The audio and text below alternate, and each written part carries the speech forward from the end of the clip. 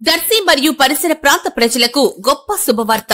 ఇప్పుడు మన Anil inverters and battery works లో బ్యాటరీలు, ఇన్వర్టర్స్ బజాజ్ ఫైనాన్స్ ద్వారా సులభతరంగా ఇవ్వబడును. అతి తక్కువ వడ్డీ రేట్లు, నో కాస్ట్ ఈఎంఐ ఇవ్వబడును. కావున ఈ అవకాశాన్ని సద్వినియోగం చేసుకోగలరు.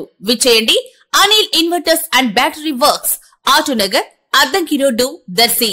సెల్ 7095626508.